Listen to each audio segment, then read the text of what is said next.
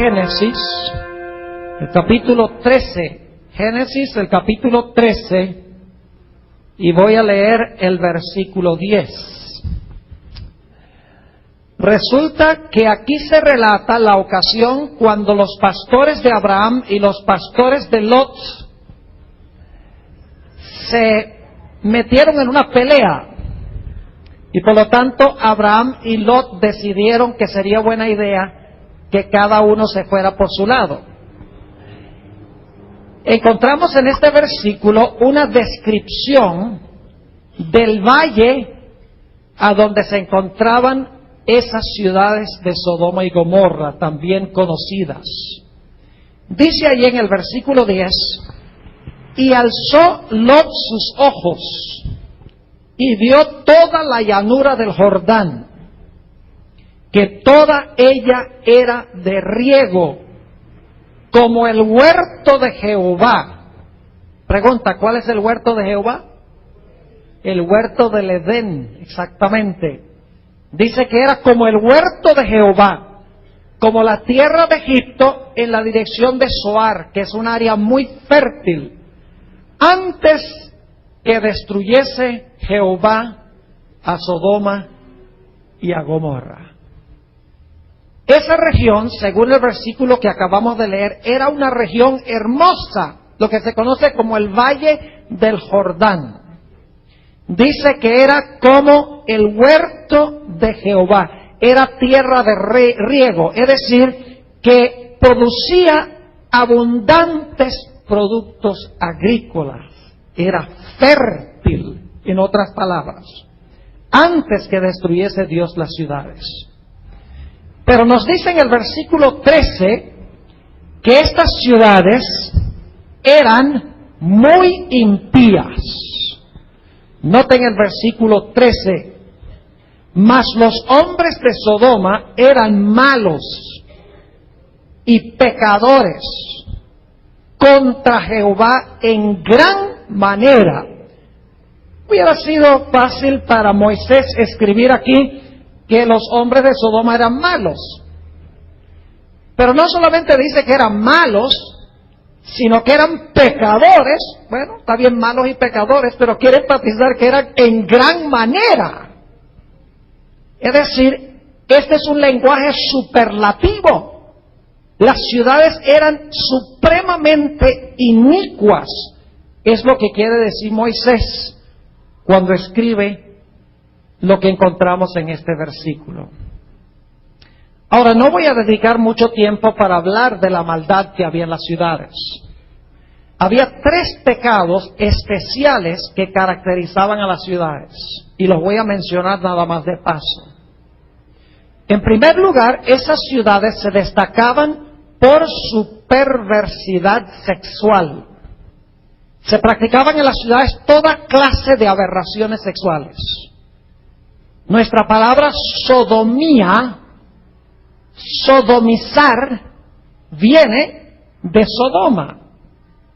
Eran ciudades a donde se practicaba la homosexualidad libremente. Y sabemos eso porque, como mencionábamos en nuestro tema de anteanoche, resulta que los ángeles estaban en la casa de Lot, y los hombres de Sodoma rodearon la casa y le dijeron a Lot, sácanos a esos hombres porque queremos conocerlos. Es decir, queremos tener relaciones sexuales con esos hombres. Y eran los hombres de Sodoma. No cabe duda que en las ciudades se practicaba también el incesto. Porque cuando Lot salió con sus hijas emborracharon a Lot para que pudieran tener hijos con su propio padre. Eso lo aprendieron en las ciudades a donde ellos vivían. Y si ustedes leen en Segunda de Pedro, el capítulo 2, y también en el libro de Judas, se da una descripción de la perversidad sexual que existía en estas ciudades de la llanura. Un segundo pecado era la violencia y la falta de respeto para con la vida. Para los habitantes de Sodoma, la vida de la gente no significaba absolutamente nada. Y eso lo sabemos porque cuando los hombres rodearon la casa de Lot, y Lot dijo, no voy a sacar a esos 2 hombres, dice allí en Génesis 19 que los hombres hicieron violencia a la casa de Lot. Era su plan tumbar la puerta y matar a ese hombre que según ellos era un extranjero en la ciudad. Es decir, las ciudades se destacaban también por su criminalidad, se destacaban por la violencia, igual que el mundo antediluviano. Dice que la tierra estaba llena de violencia. Un tercer pecado que se menciona, y no voy a leer los versículos, pero en Ezequiel el capítulo 16 y los versículos 48 y 49, dice que un gran pecado de Sodoma y también de Gomorra era abundancia de pan y abundancia de ociosidad, y no corroboró al pobre y al menesteroso. Es decir, el fin de los habitantes de las ciudades era acumular abundancia para ellos, y no les importaba los pobres ni les importaba los menesterosos. Vivían solamente para acumular bienes para sí mismos. Estos tres pecados se destacaban especialmente en las ciudades de la llanura: perversidad sexual, violencia y respeto a la vida, y en tercer lugar, un materialismo graso y desmedido. Y por lo tanto, Dios decidió que iba a destruir no solo a Sodoma y a Gomorra, sino que iba a destruir a todas las ciudades de esa región, las ciudades circunvecinas, como dice en el libro de Judas. Ahora, no vamos a hablar de lo que pasó antes de la destrucción. Quiero ir ahora a hablar de la destrucción en sí que derramó Dios sobre estas ciudades por causa de su impiedad. Vayan conmigo a Génesis el capítulo 19 y vamos a leer el versículo 24 y luego vamos a leer el versículo 28. Génesis 19, 24. Dice: entonces Jehová hizo llover sobre Sodoma y sobre Gomorra azufre y fuego. Y ahora noten de dónde vino el fuego. Dice, de parte de Jehová desde los cielos. ¿De dónde vino el fuego y el azufre? Del cielo. ¿De cualquier parte en el cielo? No. ¿Vino de dónde? De parte de Jehová en el cielo. Quiero que recuerden eso, que el fuego se originó con Jehová, dice el texto. Claramente, leo nuevamente, dice que el fuego vino de parte de Jehová desde los cielos. Es decir, el fuego salió de Jehová y consumió a las ciudades de la llanura. Y quiero que noten el versículo 28, cómo se describe el resultado del fuego que descendió. Dice allí en el versículo 28, hablando de Abraham, dice: y miró hacia Sodoma y Gomorra, y hacia toda la tierra de aquella llanura miró. Y he aquí que el humo subía de la tierra como el humo de un horno. Fuego de parte de Jehová que consumió las ciudades, y dice que el humo subía como el humo de un horno. Ahora, saben, es muy interesante visitar esa región. Yo he tenido el privilegio de visitar esa área 2 veces. Una vez en el lado del Mar Muerto donde está Israel, y en la segunda ocasión pude visitar el lado del país de Jordania. Y lo que me sorprendió la primera vez que visité ese lugar es la terrible aridez que existe en esa región. Allí está el Mar Muerto. Y el Mar Muerto está bien nombrado, porque es un mar muerto. Usted no ve vegetación, no ve aves, en el agua no hay peces, Ni siquiera en el agua hay microorganismos. No hay nada vivo en el Mar Muerto. Es más, el Mar Muerto tiene tanto contenido mineral que le resultaría muy difícil a usted ahogarse en el Mar Muerto. Porque cuando nada en el Mar Muerto flota. Es decir, puede ser muy profundo donde está y no necesita ninguna ayuda para flotar porque flota automáticamente. Y si van allá, no se afeiten por la mañana antes de meterse al Mar Muerto porque les va a picar la cara una barbaridad por el contenido mineral que hay allí. ¿Sabían ustedes que el lugar más profundo por debajo del nivel del mar es ese valle donde se encuentra el Mar Muerto? Ahora, yo sé que ustedes no miden aquí en pies, pero queda 1546 pies por debajo del nivel del mar, que son más de 500 metros por debajo del nivel del mar. La cuenca del Mar Muerto. Es decir, que cuando Dios llovió fuego y azufre de parte de Él en el cielo, se abrió una cuenca, un cráter, como si hubiera sido una explosión nuclear. Y es interesante cuando uno viaja por esa región, alrededor del Mar Muerto, especialmente cuando uno viene bajando de la ciudad de Amán, en Jordania, uno baja hasta el nivel del Mar Muerto y ve uno las formaciones rocosas, y las formaciones rocosas se ven calcinadas, como si un incendio terrible hubiese quemado esas piedras, se ven quemadas. Es decir, que el fuego que destruyó a Sodoma y a Gomorra y esas ciudades fue un fuego poderoso, fue más o menos como una explosión nuclear. Quiero que notemos cómo llama la Biblia el fuego que destruyó a esas ciudades. Vayan conmigo al libro de Judas, el versículo 7. Judas, el versículo 7. Ese es el librito que se encuentra inmediatamente antes del libro de Apocalipsis. Judas 7.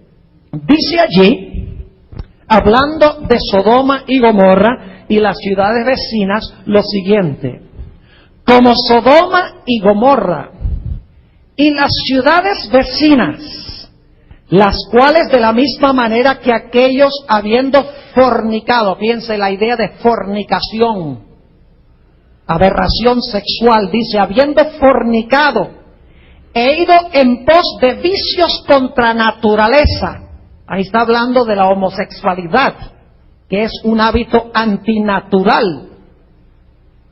Dice, fueron puestas por ejemplo, sufriendo el castigo del fuego eterno.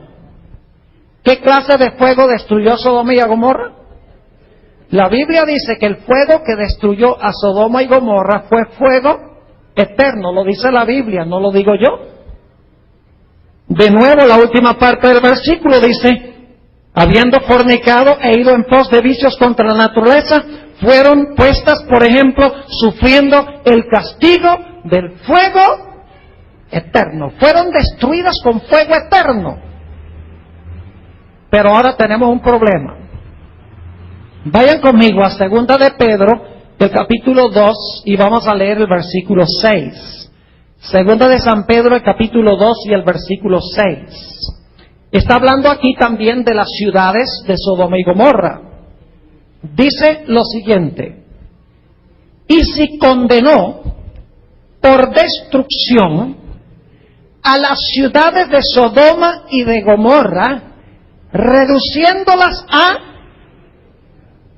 ¿qué cosa? Ceniza. ¿A qué fueron reducidas las ciudades de Sodoma y Gomorra? Ceniza. Quiero preguntarles, ¿cuántos de ustedes alguna vez han procurado usar cenizas como combustible? ¿Qué son cenizas? Es el resultado de lo que hace el fuego. Y una vez que el fuego termina de consumir lo que hay para consumir, el resultado son ¿qué? cenizas. Usted no puede prender cenizas, porque las cenizas son el fruto de consumir por el fuego todo lo que hay para consumir. Ahora tenemos un problema, porque aquí dice en Judas que las ciudades fueron destruidas con fuego eterno, pero dice que fueron reducidas a cenizas, es decir, se apagaron. Entonces uno dice, ¿cómo es que las ciudades fueron destruidas con fuego eterno y sin embargo no están ardiendo hoy? Fueron reducidas a cenizas. Pues yo quiero decirles esta noche que el fuego que consumió a Sodoma y a Gomorra nunca se apagó. El fuego todavía está ardiendo hoy.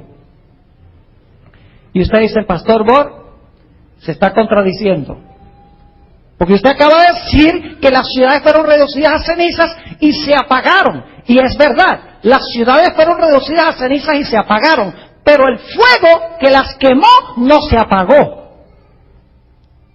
Y ustedes dicen, ¿cómo así? Vamos a ver lo que tiene que decir la Biblia. Tenemos que entender qué es el fuego. Vayan conmigo a Deuteronomio 4. Deuteronomio 4 y el versículo 23 y 24. Deuteronomio 4 y el versículo 23 y 24. Aquí Dios le está advirtiendo al pueblo de Israel de que no practiquen la idolatría. Dice en el versículo 23, guardaos, no os olvidéis del pacto de Jehová vuestro Dios, que Él estableció con vosotros, y no os hagáis escultura o imagen de ninguna cosa que Jehová tu Dios te ha prohibido. Es decir, no hagas imágenes, no adores a las imágenes. Y ahora explica por qué razón. Versículo 24. Porque Jehová tu Dios es fuego consumidor, Dios celoso. ¿Qué es Dios? Dios es fuego consumidor. ¿De dónde vino el fuego que consumió Sodoma y Gomorra? De Dios, de Jehová. El fuego consumidor es ¿quién? Es Dios. Ahora vamos a un texto en el Nuevo Testamento. Vayan conmigo al libro de Hebreos, el capítulo 12, y vamos a leer los versículos 28 y 29. Hebreos 12, 28 y 29. Dice lo mismo que acabamos de leer en el Antiguo Testamento. Así que, recibiendo nosotros un reino inconmovible, tengamos gratitud y mediante ella sirvamos a Dios, agradándole con temor y reverencia. Es decir, debemos agradar a Dios con temor y reverencia. Y luego nos explica por qué. Dice, porque nuestro Dios es ¿qué cosa? Nuestro Dios es fuego consumidor.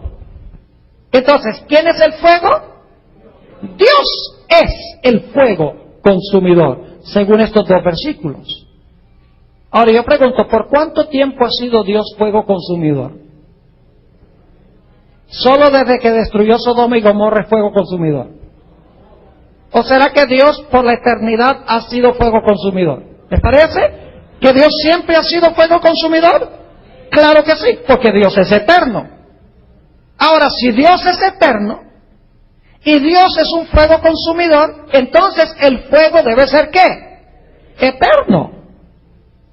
Ahora, yo quiero explicarles algo. No es que Dios sea un montón de llamas de fuego. En realidad, el fuego es un símbolo que representa algo en cuanto a Dios. Vayan conmigo a Éxodo, el capítulo 24, y vamos a empezar leyendo en el versículo 15. Éxodo 24 y el versículo 15. Dice aquí, el pueblo de Dios está al pie del monte Sinaí. Y dice en el versículo 15, entonces Moisés subió al monte, y una nube cubrió el monte. Gracias a Dios que una nube cubrió el monte, porque si no, no hubiera quedado nadie vivo allí, de los que estaban acampando. Versículo 16. Y la gloria de Jehová, ¿qué cosa? La gloria de Jehová reposó sobre el monte Sinaí. y la nube lo cubrió por 6 días. Y al 7º día llamó a Moisés de en medio de la nube. Es decir, Dios estaba dentro, cubierto por la nube, y llama a Moisés y le dice, entra a la nube. Y ahora noten el versículo 17, el versículo clave dice, y la apariencia, escuchen bien, de la gloria de Jehová era como un fuego abrasador en la cumbre del monte a los ojos de los hijos de Israel. ¿Qué es lo que era como un fuego abrasador? ¿La qué? La gloria de Jehová. Entonces, ¿en qué sentido es Dios fuego consumidor? Lo que consume es su ¿qué? Su gloria. Y Dios cubre su gloria. Mire, si Dios ahorita mismo quitara el velo que cubre su gloria, todo el mundo sería calcinado. Pero Dios ha ocultado su gloria para podernos salvar y no destruirnos. Es decir, que el fuego consumidor es la gloria de Dios. Y esto nos ayuda a explicar cómo en Apocalipsis el capítulo 15 dice que el trono de Dios está sentado y luego delante de él dice que hay un mar de vidrio mezclado con fuego. Y uno dice, qué cosa rara, un mar de vidrio mezclado con fuego. ¿Qué es eso? Yo nunca he visto un mar que sea de vidrio y que esté mezclado con fuego. Déjenme explicarles cómo debemos entender ese texto. El trono de Dios está por encima del mar de vidrio. Y la gloria de Dios es tan grande que la gloria de Dios se refleja ¿dónde? Se refleja en el mar y hace que el mar parezca mezclado ¿con qué? Mezclado con fuego. Note lo que dice Primera de Timoteo, el capítulo 6 y el versículo 16. Primera de Timoteo, el capítulo 6 y el versículo 16. Está hablando aquí de Dios. Y dice lo siguiente, hablando de Dios. El único que tiene inmortalidad. Y ahora escuchen lo que dice la siguiente frase. Que habita ¿en qué? En luz inaccesible, a quien ninguno de los hombres, en su estado pecaminoso se entiende, a quien ninguno de los hombres ha visto ni qué, ni puede ver. En la condición en que estamos, no hemos visto a Dios ni lo podemos ¿qué? Ni lo podemos ver, porque ¿qué sucedería? Inmediatamente seríamos consumidos por la gloria de Dios, que es un fuego consumidor. Lo que hizo Dios con Sodoma y Gomorra es que por un instante en esa región Dios levantó el velo que cubría su gloria. Y la gloria de Dios consumió las ciudades de Sodoma y Gomorra. Mañana en la noche vamos a estudiar otra historia donde Dios también quitó por un momento el velo que ocultaba su gloria. La historia de Nadab y Abiú. Los sacerdotes entraban al santuario y no había ningún problema si estaban bien con Dios.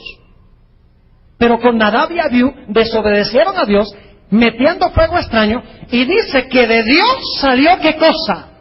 Fuego y los consumió. Nuevamente, ¿dónde se originó el fuego? En Dios.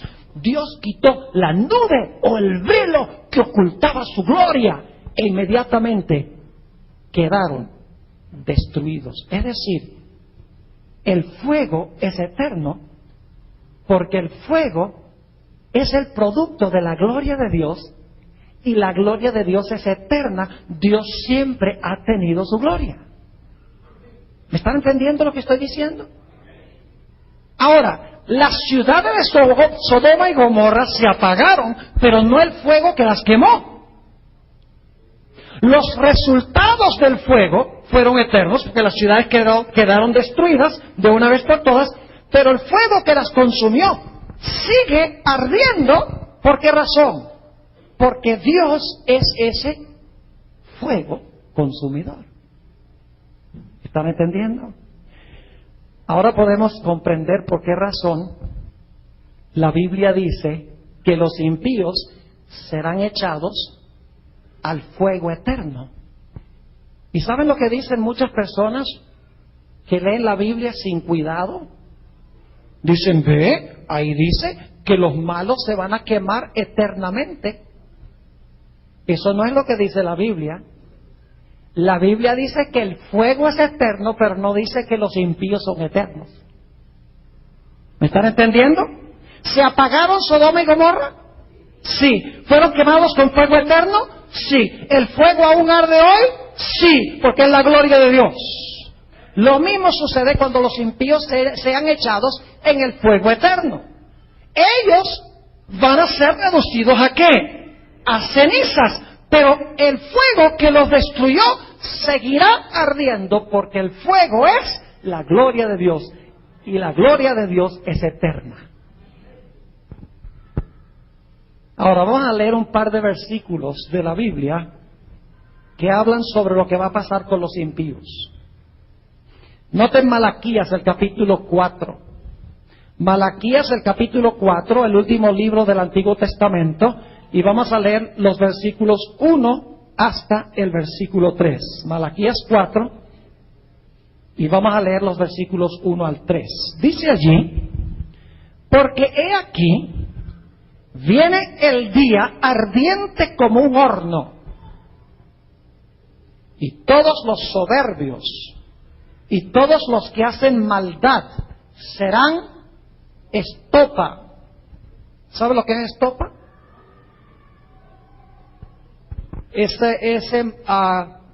Como hilitos que se usan para brillar los carros. Eso es estopa. Yo pregunto, ¿la estopa se quema muy bien? Claro que sí. Dice, los que hacen maldad serán estopa. Aquel día que vendrá los abrazará. ¿Qué fuego los va a abrazar? ¿Ah? Fuego eterno, ¿verdad que sí? A la luz de otros versículos de la Biblia. Ha dicho Jehová de los ejércitos, y ahora escuchen esto, y no les dejará ni raíz ni rama. ¿Cuánto va a quedar de la raíz? ¿Cuánto va a quedar de las ramas? No. ¿Quién es la raíz? ¿Quién es la raíz del mal? Satanás. ¿Y las ramas quiénes son? Sus seguidores. ¿Cuánto va a quedar de la raíz de Satanás y de sus seguidores? ¿Cuánto va a quedar? Nada. Dice, no le dejará ni raíz ni rama. ¿Qué va a hacer el fuego? Los va a consumir y van a dejar de ser. Nota lo que sigue diciendo el versículo 2. ¿Y qué tal los que son fieles a Dios? ¿Qué va a hacer el fuego con ellos? ¿Será que el fuego va a quemar a los hijos de Dios también? No, note que el versículo 2. Mas a vosotros, los que teméis mi nombre, nacerá el sol de justicia. En sus alas traerá salvación, y saldréis y saltaréis como becerros de la manada. El fuego consume a la raíz y a las ramas, pero no consume a los hijos de Dios. Y noten el versículo 3.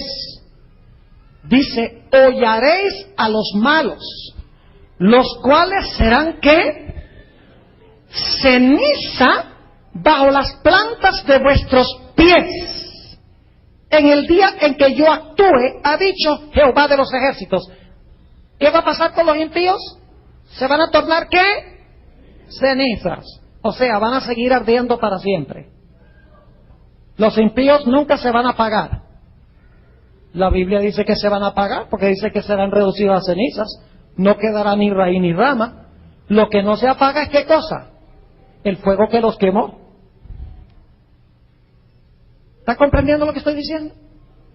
Ahora vamos a hablar un momentico, un poco más de esa raíz del mal. Ezequiel, el capítulo 28. Ezequiel, el capítulo 28, y voy a leer los versículos 28 y 29, y ustedes saben que este capítulo está hablando del querubín cubridor. ¿Verdad que sí? ¿Quién era el querubín cubridor? Se llamaba Lucifer. Y estaba ahí al lado del arca de Dios en el cielo. Estaba cerquita de Dios cuando era fiel. pero escogió pecar. Y fíjense lo que va a pasar finalmente con él. Ezequiel 28 y el versículo 18 y 19.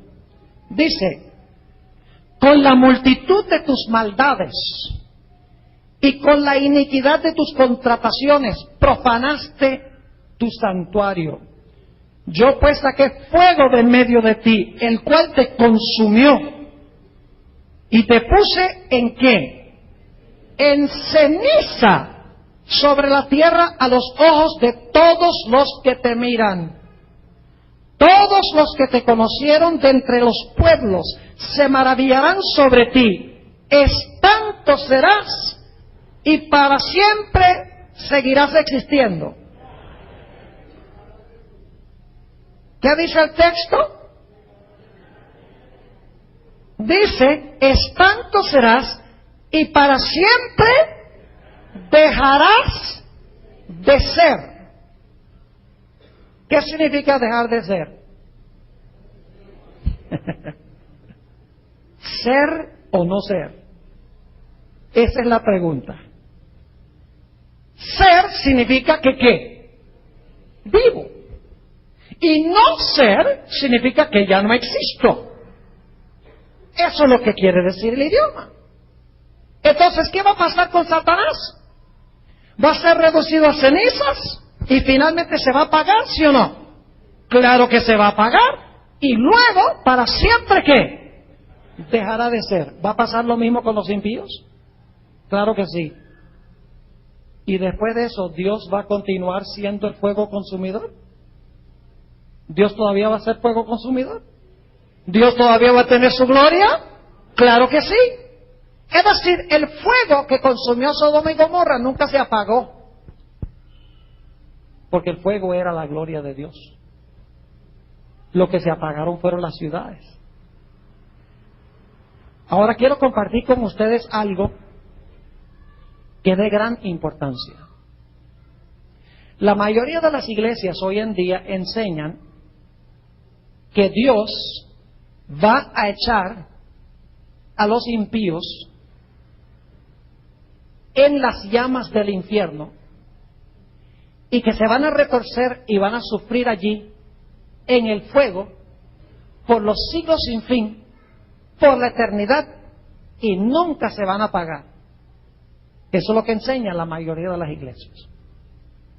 Pero ahora les voy a leer un versículo que les va a demostrar que no son los malos los que van a estar en el fuego, sino los buenos. Los malos no son los que van a habitar en medio del fuego, son los buenos. Y usted, ¿qué dice, pastor? ¿Qué herejía es esa? Vayan conmigo a Isaías. Dejamos que la Biblia se explique sola, buscando los textos, comparando un versículo con otro. Vayan conmigo a Isaías el capítulo 33. Isaías el capítulo 33. Y voy a leer empezando en el versículo 12, 33 y el versículo 12. Dice aquí, Isaías 33 y el versículo 12. Y los pueblos serán como cal quemada, como espinos cortados serán quemados con fuego. Está hablando de los impíos, van a ser quemados con fuego.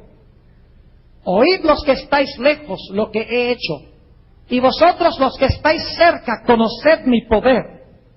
Los pecadores se asombraron en Sión, espanto sobrecogió a los hipócritas. Y ahora noten las dos preguntas que se hacen. ¿Quién de nosotros morará con el fuego consumidor? ¿Quién de nosotros habitará con las llamas eternas? El que camina en justicia y habla lo recto, el que aborrece la ganancia de violencias, el que sacude sus manos para no recibir cohecho, es decir, para no recibir, ¿qué palabra usamos aquí? Soborno, muy bien, para no sobornar. Sigue diciendo, el que tapa sus oídos para no oír propuestas sanguinarias, el que cierra sus ojos para no ver cosa mala. ¿quiénes son los que van a habitar en medio de las llamas eternas? ¿Quién? No son los justos, no son los injustos, sino que son ¿quiénes? Los justos. ¿Por qué los impíos no pueden habitar en las llamas eternas? Porque las llamas los reducen a cenizas. Pero los hijos de Dios, según dice esto, aquellos que son fieles al Señor, van a tener un carácter a prueba de fuego. Un carácter a prueba de fuego. Mis queridos hermanos y hermanas, apreciadas visitas, hay una preparación muy necesaria para nosotros poder habitar en la presencia de Dios. Me temo que la mayoría de nosotros no estamos preparados para habitar en la presencia de un Dios santo, de un Dios cuya gloria es un fuego consumidor. No tenemos el carácter que haga posible que nosotros habitemos en la presencia de un Dios cuya gloria es un fuego consumidor. ¿Qué necesitamos hacer nosotros para tener ese carácter a prueba de fuego? Hay varios versículos en el Nuevo Testamento que nos explican qué necesitamos hacer para poder vivir allí en medio de las llamas y no ser consumidos. Noten lo que dice Mateo el capítulo 5 y el versículo 8. San Mateo el capítulo 5 y el versículo 8. Muy interesante, una de las bienaventuranzas de Jesús. Y Jesús dice, bienaventurados los de ¿qué? Los de limpio corazón, porque ellos verán a Dios. ¿Qué necesitamos tener para ver a Dios? Limpio corazón. Y saben que cuando el corazón no está limpio, las palabras son limpias también, porque de la abundancia del corazón habla la boca. Cuando el corazón está bien, las acciones son buenas, porque del corazón salen, Jesús dijo, malos pensamientos, homicidios, adulterios. El que mira a una mujer para codiciarla, ya adulteró con ella, ¿dónde? En su corazón. Cuando el corazón está bien, las palabras y las acciones y los pensamientos están bien. ¿Me explico? Bienaventurados los de limpio corazón, porque ellos verán a Dios. Cuando yo era un niño, estudiando en Caracas, Venezuela, mi primaria, a veces se me escapaba alguna palabra mala en la escuela y la maestra escuchaba y llamaba a mis padres y les contaba que yo había hablado una mala palabra en la escuela. Y no solo me castigaban en la escuela, sino que cuando llegaba a la casa era otro castigo más, doble castigo. Y el castigo algunas veces era que mi mamá tomaba una barra de jabón y me lavaba la boca con jabón. Sabía feo, ¿saben? ¿Han probado jabón alguna vez? Y me hacía, y me daba bastante jabón, no era solamente un poquito, que quería que quedara bien limpia la lengua. Y ya después, cuando crecí, hace unos pocos años, estaba en la casa visitando a mi mamá y le dije a mi mamá, oye mamá, todavía me acuerdo aquellos días cuando me lavaba la boca con jabón. Dice, el problema es que me lavaste lo que no era. Lo que tenías que haberme lavado era el corazón. Y entonces la boca iba a hablar bien. Si el corazón está mal, la boca va a hablar mal. Si el corazón está mal, vamos a actuar mal. ¿No es así? Por eso dice, bienaventurados los de limpio corazón y también limpios de acción, porque ellos ¿qué? Verán a Dios. Noten primero de San Juan, el capítulo 3 y el versículo 1 al 3. Primero de San Juan, el capítulo 3 y el versículo 1 al 3. Quiero que noten otra vez la idea de que necesitamos una purificación especial de nuestra vida, de nuestro carácter, de nuestro ser, para poder habitar en la presencia de un Dios santo. Dice ahí en el versículo 1 de Primera de Juan 3, mirad cuál amor nos ha dado el Padre, para que seamos llamados hijos de Dios. Por eso el mundo no nos conoce, porque no le conoció a Él. Amados, ahora somos hijos de Dios y aún no se ha manifestado lo que hemos de ser. Pero sabemos que cuando Él se manifieste, es decir, cuando Jesús venga, seremos semejantes a Él porque le veremos tal como Él es. ¿Cómo vamos a estar cuando Jesús venga? ¿Vamos a ser qué? Semejantes a Él, dice aquí. ¿Y qué tenemos que hacer para ser semejantes a Él? Versículo 3. Y todo aquel que tiene esta esperanza en Él, ¿qué hace ahora? Se purifica a sí mismo, así como Él es puro. ¿Qué hacen los que tienen la esperanza de la venida de Jesús? Se purifican a sí mismos como Él es ¿qué? Puro. Noten el libro de Hebreos, el capítulo 12 y el versículo 14. Hebreos el capítulo 12 y el versículo 14. La misma idea surge de nuevo allí. Dice en el versículo 14 de Hebreos 12, seguid la paz con todos. ¿Y la qué? Y la santidad, sin la cual nadie verá al Señor. Bienaventurados los de limpio corazón, porque ellos verán a Dios. Cuando Él venga, ¿le qué? Le veremos como Él es y nos purificamos en preparación. Aquí dice, sin la santidad nadie ¿qué? Nadie verá al Señor. Hay una preparación especial ahora necesaria para vivir en la presencia de un Dios santo. Necesitamos tener pureza en nuestra vida para vivir en la presencia de un Dios santo. Absolutamente. Note lo que dice en Segunda de Pedro el capítulo 3.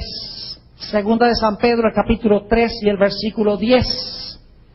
Segunda de San Pedro el capítulo 3 y el versículo 10 dice: pero el día del Señor vendrá como ladrón en la noche, en el cual los cielos pasarán con gran estruendo y los elementos ardiendo serán deshechos. Fíjense, este es el mismo fuego que destruyó Sodoma y Gomorra, solo que esto va a ser global. Dice, los elementos ardiendo serán deshechos y la tierra y las obras que en ella hay serán quemadas. Y luego note lo que dice: puesto que todas estas cosas han de ser deshechas, ¿cómo debéis vosotros andar en santa y piadosa manera de vivir? Como sabemos que el fuego va a consumir, ¿cómo debemos vivir? En santa y piadosa manera de vivir, esperando y apresurándoos para la venida del día de Dios, en el cual los cielos encendiéndose serán deshechos y los elementos siendo quemados se fundirán. Y luego dice: pero nosotros esperamos, según sus promesas, cielos nuevos y tierra nueva, en los cuales mora la justicia. Vez tras vez en el Nuevo Testamento, cuando se habla de la segunda venida, se habla de la necesidad que tenemos de pureza en nuestra vida, porque le vamos a ver cara a cara, según Apocalipsis 22 y el versículo 12 y 3, veremos su rostro. Y su nombre estará en nuestras frentes. Pero si estamos entre el grupo de los impuros, de los impíos, no podremos vivir en la presencia de un Dios santo. Ahora, alguno estará diciendo: Pastor Boris, ¿cómo podemos purificarnos? Porque lo que yo les he dicho, he leído versículos donde dice que tenemos que purificarnos. Tenemos que tener un carácter a prueba de fuego. Pero ¿cómo se logra eso? Les voy a leer algunos versículos que dan el secreto. Saben que una de las preguntas que la gente me hace más a menudo que cualquier otra es: Pastor, ¿cómo puedo yo vencer el pecado? Como que lucho con este pecado, vez tras vez, siempre sigo cayendo en el mismo pecado. ¿Cómo puedo vencer ese pecado? Tal vez tenga que ver con lo que estamos escuchando y con lo que estamos viendo. Vamos a leer el secreto que da la Biblia de cómo podemos purificarnos para estar listos cuando Jesús venga y poder habitar en medio del fuego consumidor. Note lo que dice el Salmo 119. Salmo 119 y el versículo 9 al 11. Salmo 119 y el versículo 9 al 11. Y esto lo escribe el salmista especialmente para los jóvenes, y tenemos muchos jóvenes aquí esta noche. Así que este texto especialmente es para los jóvenes, aunque también nos cabe a todos. Dice ahí en el versículo 9, ¿con qué limpiará el joven su camino? La palabra camino significa su conducta. ¿Cómo lo hace? Con guardar tu palabra. ¿Y cómo guardamos la palabra? ¿Cómo guarda usted la palabra?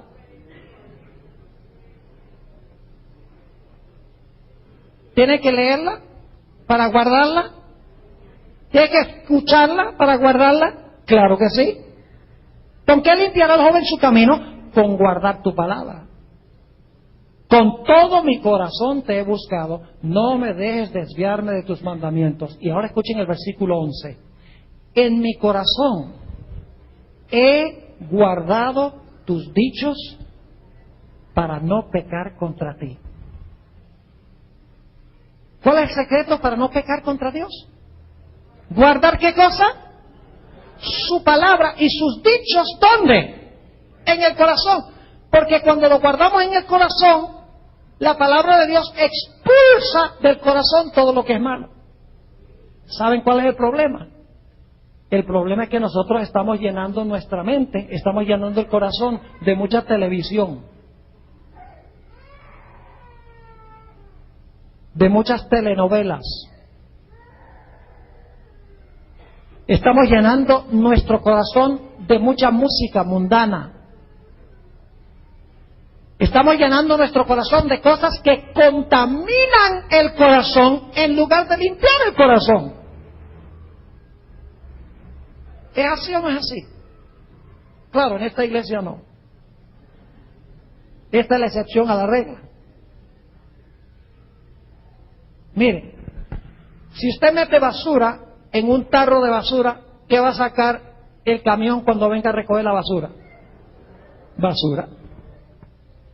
Si usted echa basura en su mente y en su corazón, ¿qué va a salir? Basura. Es automático. Lo que metemos sale. La gente dice, ay, ¿por qué tengo estas tentaciones sexuales? Posiblemente sea porque estamos viendo pornografía en el internet. O estamos viendo cosas indebidas por televisión. O estamos escuchando cosas indebidas. Eso entra y contamina el corazón, fortalece el pecado en el corazón. Pero cuando yo guardo la palabra de Dios en mi corazón, la palabra de Dios busca el pecado y lo expulsa del corazón. Por eso necesitamos estudiar la palabra de Dios más y tenemos que orar más cuando estudiamos la palabra de Dios. Para que al estudiarla le digamos a Dios, Señor, haz que esta palabra entre, busque el pecado y lo expulse de mi vida. Y mientras más tiempo pasamos en la palabra, más victoria tenemos sobre el pecado. Es una ley de la vida. Noten San Juan 15 y el versículo 3. Esta idea se encuentra muy comúnmente en la Escritura. San Juan el capítulo 15 y el versículo 3 es la parábola de la vid y los pámpanos. Y dice Jesús aquí, en cuanto a sus discípulos, ya vosotros estáis ¿qué? Limpios. ¿Y cómo es que quedaron limpios? Ya vosotros estáis limpios por la ¿qué? Por la palabra que os he hablado. ¿Qué es lo que limpió a los discípulos? La palabra los limpió. ¿Qué es lo que limpia nuestro corazón? La palabra de Dios. Note lo que dice Efesios el capítulo 5. Efesios el capítulo 5. Y vamos a leer los versículos 25 al 27. Efesios 5, 25 al 27. Está hablando del plan de Dios para su iglesia. Y fíjense qué tremendo plan tiene Dios para su iglesia. Dice allí en el versículo 25, maridos, amad a vuestras mujeres, así como Cristo amó a la iglesia y se entregó a sí mismo por ella, ¿Por qué se entregó Jesús para la iglesia? Sigamos leyendo. ¿Para qué? Para santificarla. ¿Y cómo es que la santifica? Sigamos leyendo. Para santificarla, habiéndola ¿qué? Purificado en el lavamiento del agua por la palabra. Ahora, cuando dice lavamiento, ¿qué es lo que lava? El agua, ¿verdad que sí? Es decir, escuchen bien, el agua es el Espíritu Santo y el jabón es la palabra. Porque dice que es a través del agua por la palabra. El agua por el jabón. La palabra es el jabón y el Espíritu Santo es el agua que va con el jabón. Y cuando la palabra entra al corazón, guiada por el Espíritu Santo, cuando oramos al Espíritu Santo, el Espíritu Santo toma la palabra, que son puras letras y palabras, y hace que esa palabra sea viva y que penetre a la mente y al corazón. Y entonces el Espíritu Santo, por la palabra, limpia la suciedad que está en el corazón. No podemos ser limpios al menos que la palabra entre por medio de la oración. Vamos a un texto más. Segunda de Corintios, el capítulo 3. Este es uno de mis textos favoritos. Segunda de Corintios 3 y el versículo 18. Dice el apóstol San Pablo: por tanto nosotros todos, mirando a cara descubierta como en un espejo la gloria del Señor. ¿Qué es lo que miramos? La gloria del Señor. ¿Somos qué? Transformados. ¿Cómo es que somos transformados? ¿Mirando qué? Mirando la gloria del Señor. ¿A dónde encontramos la gloria del Señor? ¿A dónde encontramos revelado a Jesús? En su palabra. Sí, porque no está aquí personalmente. En su palabra es que vemos a Jesús. Dice que contemplando a cara descubierta como en un espejo la gloria del Señor, somos transformados, no necesariamente inmediatamente, porque mientras más lo contemplamos, más somos como Él. Es un proceso. Dice, somos transformados, o una mejor traducción sería, estamos siendo transformados, porque el verbo es continuo. Estamos siendo transformados de gloria en gloria. ¿En la qué? En la misma imagen. ¿Y cómo se hace? ¿Cómo por quién? Por el Espíritu del Señor. ¿Saben cuál es la palabra que se usa aquí? Transformados. Es la palabra griega metamorfoo. ¿Qué palabra en español viene de metamorfoo? Metamorfosis. ¿Sabe lo que es una metamorfosis? Fíjense que cuando yo enseñé teología aquí en UNAC, los conquistadores me invitaban a veces para subir al Picacho. En esa época no había civilización por allá. Y caminábamos desde la iglesia central aquí hasta el Picacho, a pie. Y lo hicimos más que una vez. Y durante toda mi vida, durante toda mi vida, al menos los últimos años, que ya me da lástima, he cazado mariposas. He dedicado muchísimo tiempo en el pasado a cazar mariposas. Y allá en el Picacho hay unas mariposas así azules. En realidad no se puede decir que son azules porque cuando uno las mira son transparentes, pero cuando fulguran en el sol se ponen como moradas, azules, cambian de colores, son lindísimas. Y entonces yo iba y allá cazaba las mariposas. ¿Saben ustedes de dónde salieron esas mariposas? De un gusano. ¿Y qué pasó con el gusano?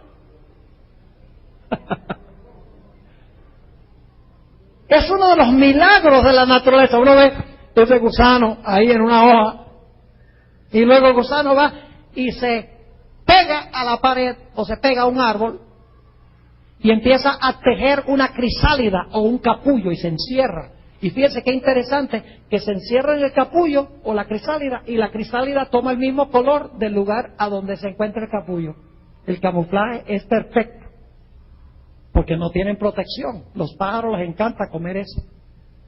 Pero si los pájaros no lo pueden ver, no se lo pueden comer.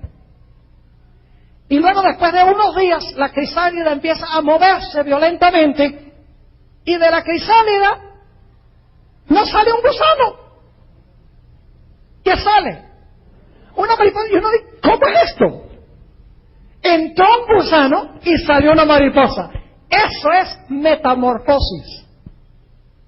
Cuando contemplamos a Jesús en su palabra y oramos para que el Espíritu Santo use la palabra para limpiar la mente y para limpiar el corazón, cuando reflexionamos sobre Dios, cuando meditamos sobre Dios y nos olvidamos de todas las cosas, las distracciones del mundo, se realiza en nuestra vida una metamorfosis, que es la palabra que se usa aquí, una transformación, de tal manera que después de un tiempo la gente ni nos reconoce. Esta no es la misma persona. Es que antes se emborrachaba y ahora no. Antes maltrataba a la esposa y ahora no. Antes hablaba vulgaridades y ahora no le salen sino palabras bonitas. Antes tenía aventuras con otras mujeres que eran su esposa y ahora no, ahora es fiel a la esposa. ¿Qué pasó con esta persona? He visto suceder esto con muchas personas, una transformación radical. Lo que han hecho es que han decidido, en vez de dedicar su mente a las cosas que ensucian el ser, han decidido dedicar su atención a las cosas que limpian. Porque la palabra entra por el Espíritu y purifica la mente y el corazón del pecado. Y solamente aquellos que hayan sido purificados por la palabra de Dios a través de la instrumentalidad del Espíritu Santo tendrán un carácter a prueba de fuego que podrá habitar en la presencia de un Dios santo. Entonces tenemos mucho que hacer. ¿No han visto ustedes una vez? Yo no sé, tal vez ustedes no conocen a una pareja de apellido Rocha. Yo sé que el pastor Carmona sí sabe quiénes son. El hermano Rocha murió, pero la esposa todavía vive. Son más o menos, son bajitos así, o eran bajitos, y tenían más o menos la misma estatura. Y quién sabe cuántos años tenían de casados, 40, 50 años de casados. Y uno los veía caminando por la calle, y era como si fueran conquistadores. Y uno les miraba la cara y hasta se parecían. Y hasta hablaban parecido. Y pensaban parecido. Yo dice, ¿y dónde se encontraron estos que eran tan parecidos? Es que no eran tan parecidos cuando se casaron. Pasaron tiempo juntos y llegaron a parecerse. Así es con Jesús. Cuando pasamos tiempo con Jesús, caminamos como Jesús y hablamos como Jesús y vamos a donde va Jesús. Y pensamos como pensó Jesús y sentimos como sintió Jesús. Y entonces, a medida que el Espíritu Santo purga y purifica nuestra vida, llegamos al punto donde tenemos un carácter a prueba de fuego. Quiero concluir en esta noche con una historia bíblica que yo me imagino que ustedes sabían que yo iba a terminar con esta historia. Había 3 jóvenes que fueron llevados a los 18 años a Babilonia. 3 jóvenes arrancados de su hogar, de su familia, de su tierra, de su cultura, de su idioma, y llevados centenares de kilómetros de Jerusalén a Babilonia. Desde el momento que ellos llegaron a Babilonia, ellos decidieron que iban a ser fieles a Dios, aunque se desplomaran los cielos. La primera prueba que tuvieron esos jóvenes fue una prueba no tan grande. Su vida no estaba en juego. En juego estaba la vida del cocinero, pero no la de ellos. Cuando llegaron los tres jóvenes y Daniel, Ananías, Misael y Azarías, los nombres hebreos, y Daniel, le dijeron al cocinero: mira, nosotros no podemos comer la comida del rey porque tiene carne de puerco y la Biblia prohíbe la carne de puerco. Y quién sabe qué otras cosas habían ahí que eran inmundas. Y dijeron: y no podemos beber el vino tampoco del rey, porque la Biblia dice que el vino es escarnecedor y la cerveza alborotadora. Así que queremos pedirte un favor. En vez de darnos las comidas del rey y la bebida alcohólica del rey, lo que queremos es que nos den agua de beber y vegetales. Y el cocinero se alarmó. ¿Qué? Se van a volver raquíticos, débiles, flacos. Y cuando el rey los llame, los va a encontrar todos enfermos. Y adivinen a quién le van a echar la culpa: al cocinero. No, dice, no es posible. Entonces Daniel dice: está bien, yo entiendo tu preocupación, que no has ido a un curso de culinaria vegetariana. Pruébalo por 10 días. Y después de 10 días, si ves que estamos raquíticos y débiles y enfermos, suspendemos el plan. Y el cocinero dijo: bueno, 10 días está bien. Y los probó 10 días. Y dice la Biblia que después de 10 días estaban más rosaditos de rostro. Escuchen bien, aquellos que creen que ser vegetariano es parecerse a un esqueleto. Dice que eran más robustos de rostro, más inteligentes, y dicho sea de paso, más moralmente rectos. Porque lo que comemos y bebemos afecta en realidad la vida moral. Si no lo creen, una persona que es sobria nunca le sale una mala palabra de la boca, pero cuando está borracho, ¡ja!, le sale una chorrera de palabras que uno no sabía que ni siquiera que estaban en la mente. Porque nuestra dieta y nuestra bebida tienen implicaciones morales. Lo que comemos y bebemos nos ayuda a ser más firmes o nos debilita para ceder a las tentaciones. Y dice la Biblia que después de un año los halló 10 veces mejores a estos jóvenes que todos los otros jóvenes que comían la comida del rey y bebían la bebida del rey. Desde que llegaron decidieron que iban a obedecer la palabra de Dios e iban a ser fieles a Dios. Menos mal que lo hicieron, porque poco después vino una prueba grande. Nabucodonosor levantó una imagen gigantesca de oro y mandó a todos los que estaban presentes que se inclinaran y adoraran esa imagen o esa estatua de oro. Y cualquiera que no adorara la imagen de oro iba a ser echado en un horno de fuego ardiendo.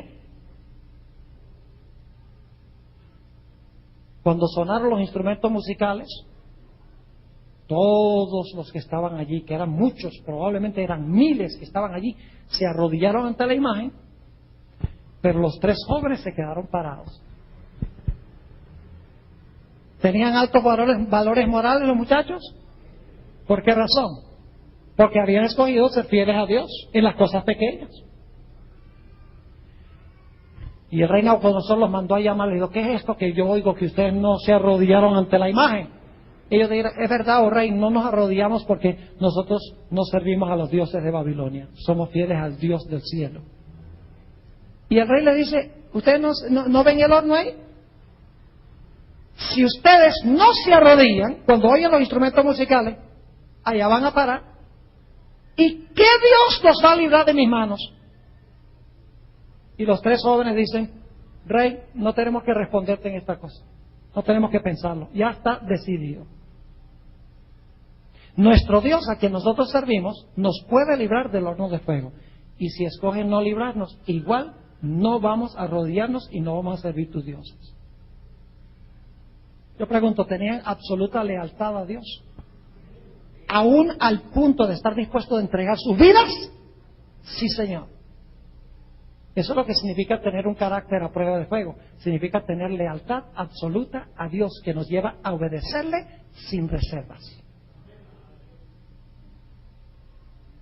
Nabucodonosor se enfureció y dijo: calienten ese horno 7 veces más caliente que lo que se suele hacer. Y no creo que haya tenido un termómetro.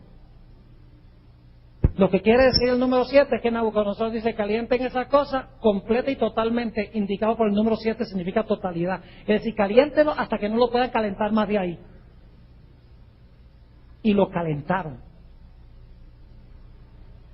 Y cuando el fuego estaba ardiendo, dice que ataron a los 3 jóvenes, estos 3 jóvenes leales, con un carácter inconmovible, con un carácter de lealtad 100% a Dios, porque habían escogido obedecer a Dios en las cosas pequeñas, ser fieles a Dios en las peores circunstancias. Dice que unos hombres muy fuertes los ataron, los tomaron y los echaron en el horno. Y dice la Biblia que el fuego estaba tan caliente que mató a los soldados que los echaron. Terrible. Y cayeron los 3 jóvenes dentro del horno de fuego. Y este era fuego humano. Pero ilustra un principio muy importante. Cayeron en el horno. Y Nabucodonosor dice: misión cumplida. Y de repente ve, porque en realidad este era un horno para cocer ladrillos, para construcción. Ustedes saben que para eso se exige mucho calor, para cocer ladrillos. Y Nabucodonosor miró por una de las ventanillas y le dice a sus asistentes: oye, ¿no echamos nosotros a 3 jóvenes en ese horno? Sí, rey, fueron 3. Y Nabucodonosor dice: pero está raro. Yo veo a 4 en el horno y se están paseando. Y el cuarto es semejante al Hijo de Dios. Y algunos dicen: ¿y cómo sabía Nabucodonosor cómo se veía el Hijo de Dios? Porque en Daniel 2, Daniel le había dicho a Nabucodonosor cómo se parecía. Así lo dice el Espíritu de Profecía.